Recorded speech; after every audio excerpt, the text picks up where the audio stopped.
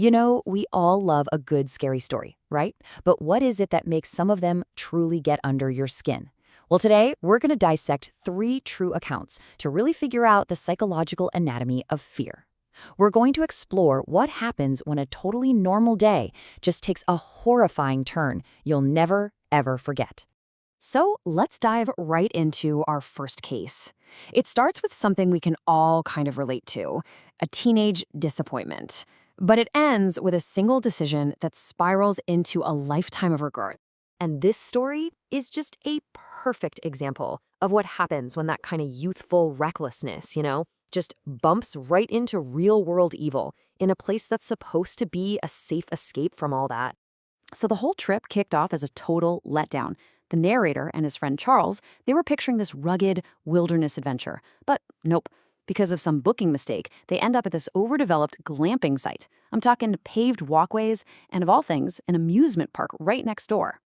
So, fueled by a whole lot of boredom and, a little bit of weed they'd stashed in an Altoids tin, they cook up this plan to save the night.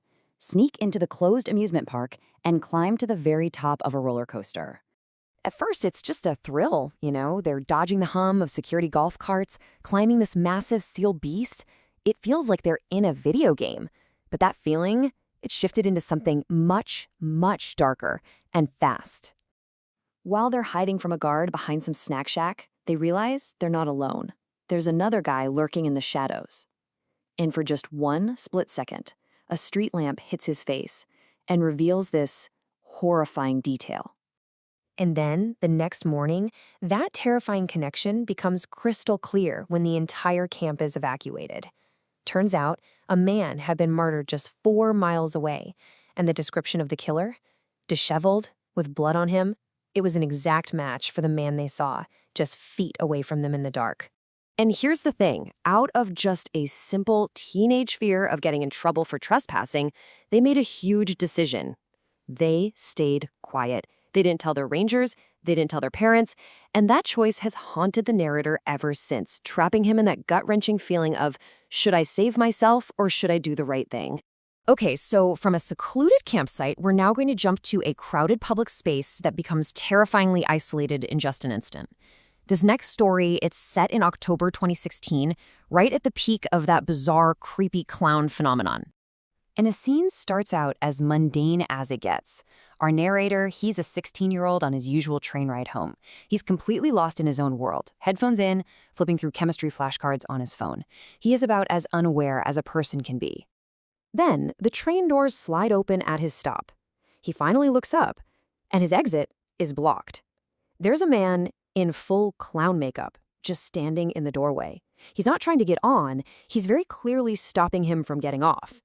And in that single moment, all the unspoken rules of a public space are just shattered. It creates this bubble of pure terror. So he manages to sprint past the clown, but the encounter immediately escalates. What was just this bizarre, weird standoff suddenly explodes into a full-on chase through this quiet, almost empty train station.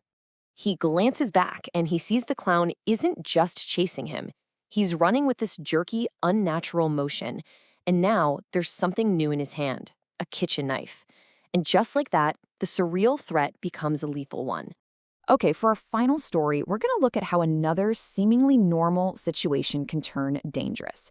But this time, it's more of a slow burn thriller. It's about a simple, odd job that slowly, piece by piece, reveals itself to be part of a criminal enterprise. So the narrator is just scrolling through Indeed, and he finds this private lifeguarding job. But the details were weird. The hours were 5 p.m. to 1 a.m., and the listing specifically asked for someone who didn't speak Spanish. I mean, these should have been massive red flags, right? So after he passes this bizarre Spanish test in the interview, he actually takes the job, and the red flags just keep piling up. Patrons with special wristbands getting into a locked pool house, other guests always overpaying him in cash. It's this constant battle in his head between his gut screaming that something is deeply wrong and his brain trying to convince him it's just a strange but normal job. He decides to call his boss, Jefe, about all the extra cash he's collecting. And Jefe's answer is so evasive, so dismissive, it confirms his darkest suspicion. and the true gravity of what he's involved in just hits him all at once. The whole situation just peaks when his other boss, Esteban, overhears him speaking Spanish on the phone with his mom. And that friendly facade, it just drops completely. He just stares at the narrator, and in that terrifying silence, the narrator feels like a decision is being made about his life. So then he's given this veiled threat disguised as a promotion, a new opportunity. And faced with that, the narrator has to make a life or death choice. He leaves the hotel that day, and he never, ever looks back. So, what do these three really different stories all have in common?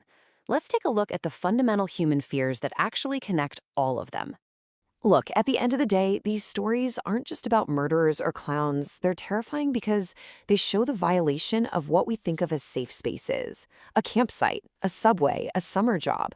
They're about the sudden intrusion of a clear threat into an otherwise normal day, forcing a regular person to make an extraordinary choice. And ultimately, each one of these stories forces us to ask ourselves a pretty tough question. We all have that internal alarm, right? That gut feeling that tells us something is wrong. Well, these stories are about those terrifying moments when that alarm goes off, and it really makes you wonder about the choices that stand between our normal lives and the nightmares we only hear about.